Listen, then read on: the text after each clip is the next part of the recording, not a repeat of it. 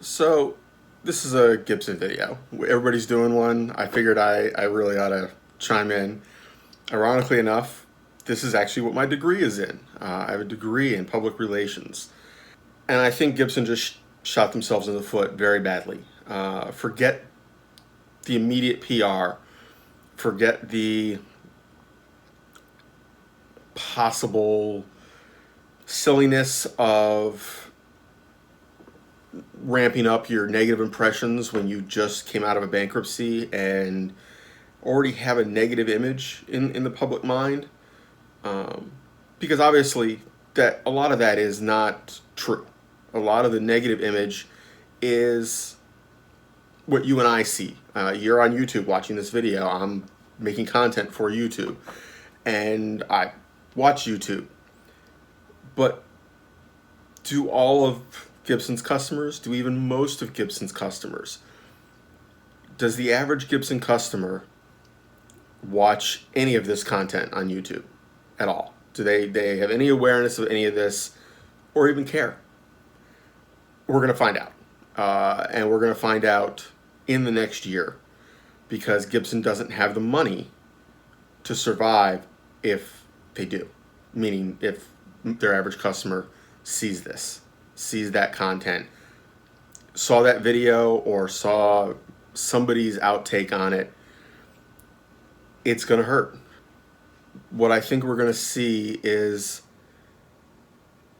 the used market is going to pick up. People are going to dump used Gibsons on the market. I mean, I've got my BFG.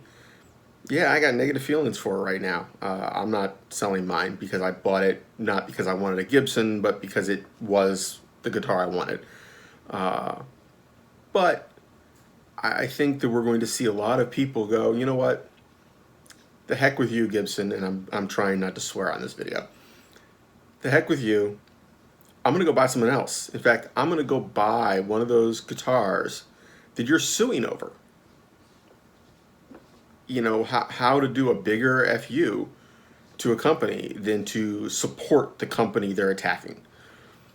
And don't get me wrong, from a traditional business perspective, from a legal perspective, Gibson has every right to sue to protect their trademarks and their intellectual property. That's not what's at stake here. It's not about that. It's about your survival as a company. It's about your survival as a brand that people trust, respect, are willing to pay a premium for because Gibson cannot compete dollar for dollar. They just can't. They never have. That's why they have Epiphone. I mean, that is literally, I mean, they have a whole company to compete on price because they can't. And I mean, they can't because they build domestically. They're building them in the US by hand. It's expensive. But that doesn't change the fact that the end result, dollar for dollar, was not even as good as the imports. And don't get me wrong, I'm not a hater. I think that a lot of the negativity about Gibson quality is overblown. It's because if somebody buys a $3,000 guitar and there's something wrong with it, that gets lots and lots and lots of press. But going back to, that's what's at stake here. It's the perception. It is Gibson wants a premium dollar for their product. They want to be the name for their brand, their type of guitar. I mean, they make a big deal. You can't sell a Les Paul unless you're Gibson or Epiphone. Well, yeah, good luck with that. You might not be able to call it a Les Paul, but there's an awful lot of them out there, and they're better. I mean, you can't even argue it. There are way more options that are superior dollar for dollar than what Epiphone and Gibson sell. Everybody else said, well, wait a minute, there's been advances. There's new stuff. There's new design. We've learned. Ergonomics have changed. People want belly cuts. You know, do it. Why not? Did it hurt anything? Did the guitar get lesser? Did you lose tone? Come on. So, we're going to see whether Gibson can survive financially, because their lawsuit with Dean, and I'm sure there's others. Actually haven't even seen the actual Gibson video. Haven't seen it. They took it down before I got to see it. I'm gonna go hunting. I'm sure somebody saved it. But if you piss off customers, you piss off the media, which is mostly YouTube at this point. You antagonize the rest of the industry. So let's not forget, Gibson doesn't work in a vacuum. They aren't the only guitar company. If enough of the other companies get pissed off about this, and hell, if enough customers get pissed off, and they go to these stores and go, I don't like Gibson, I don't like how they do business. If you're doing business with them, I don't want to do business with you. You see the daisy chain here? So if the market says, the heck with Gibson, if you're in bed with Gibson, you're not in bed with us. You know, they're toxic. Gibson's going to lose its outlets. Now, I don't really think it's going to get that far, but I do think smaller stores, YouTubers, your inexpensive promotional outlets are going to say, you know what? No, sorry, Gibson, I'm not interested. You're not worth it to me. You are not a critical piece of my business that I have to,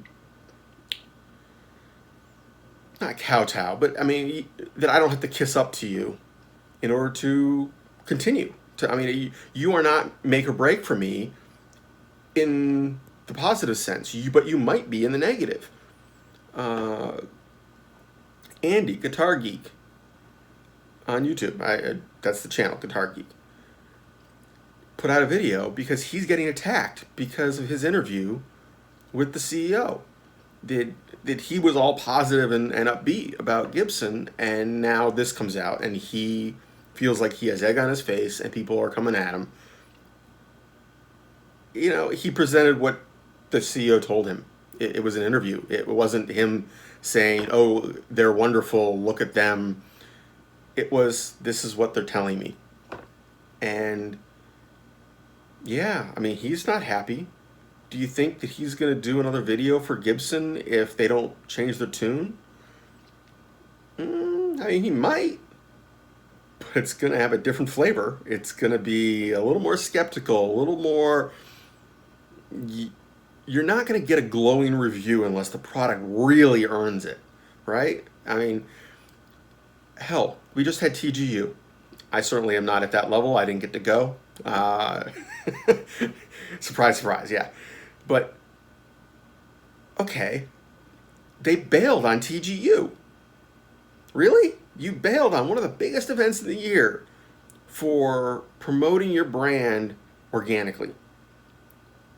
Because all those people that did go to TGU are your organic marketing. They are all the people who are going to filter out your brand to the masses. And you just dissed them. You just told them you weren't worth it. Sorry, skipping you. And then you did the video. I mean, the video was already shot, but timeline here. Really? So you're telling me you now expect Rob Chapman, for example.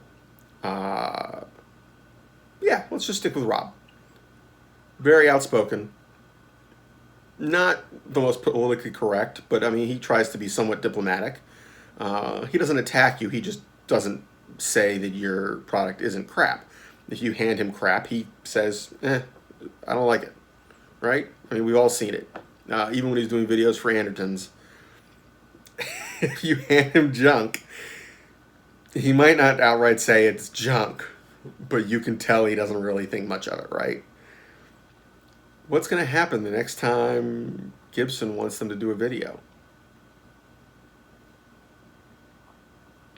Is he going to say it's the best thing ever? Or is he going to look real hard for what's wrong with it? Is he going to say, yeah, I mean, the guitar's okay, but I wouldn't buy it because I don't want to support this? Does Lee Anderton continue their special relationship with Gibson? I mean, they've got a thing going with Gibson. They have in the past. They're getting special Gibsons for Andertons. Is he going to continue that relationship? Do his customers justify that in the sense that do they buy enough of them to justify it? Or do they call him and say, nah, don't bother. I'm going to go buy the PRS. I'm going to buy the custom shop Fender. I'm going to buy the Framus. You know, whatever it is. So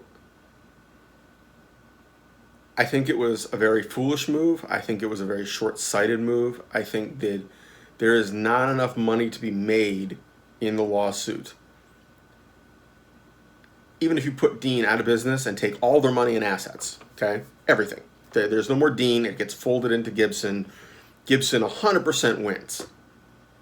That was the worst case scenario for Gibson. It makes them look even worse. It makes them look so obnoxious, so big corporate greedy, that is the antithesis of how the guitar community works. Is it reality, you know, in business? To some extent, yeah. But you got to pick your battles. And I think they picked a bad battle. Go ahead, sue Dean. Don't even hide it. I mean, they were awful quiet about it for a while, right? But don't then put out a video like that that basically is a big FU to everybody else. I mean, I got a Gibson sitting right here. It will never be in another video until they apologize. It just won't. Here, this will be the last time. There's a Gibson.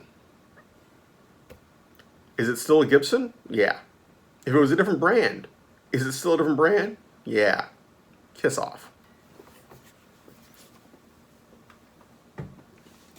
So, why not? Why would I go out of my way to promote Gibson? I got a nice new PRS over there. I'm loving. Haven't talked about it yet. Certainly could put it in some videos. It's a very pretty guitar. I'm sure I will. I'm sure I will. I've been playing that in my Fender. So that'll be in the videos when I want something along those lines. I don't need to show off a Gibson. I don't need to promote it. Now, to finish this off, because I'm going to have to edit the crap out of this. This is way too long. I don't hold this against Mark. I am willing to bet that Mark said this is not a great plan. I'm willing to bet that Mark said, do we really want to antagonize everybody? Maybe not. But, I mean, Mark's not been there long enough to have been involved in the lawsuit. The lawsuit predates JC even. Okay? The lawsuit predates the bankruptcy and the new CEO. So it isn't, the lawsuit isn't the thing in question. It's the attitude they're presenting us.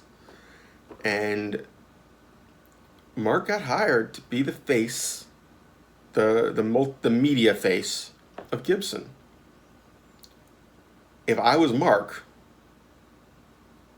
I'd be really concerned about my future with Gibson and my future in general as a media face. If things don't change, if nothing significant changes in the perception of what has happened, where's Mark going to go? He's going to stay at Gibson forever? I don't think so. I mean, maybe, but if he tries to go anywhere else, he's damaged goods. Everybody's going to look at him and go, you're the guy who pissed off every single person that was buying Gibsons. You're the reason they went out of business. I mean, really? It's not his fault. but it is his fault in that sense. You know, you're the guy. You're the face. So if he was told to do it, if he wasn't given discretion in what the message was and how to present it, yeah, there's some weird situations going on there. I just don't know if he's got any legal recourse for that, you know, if he chose to. But anyway, have fun, keep playing, take care all.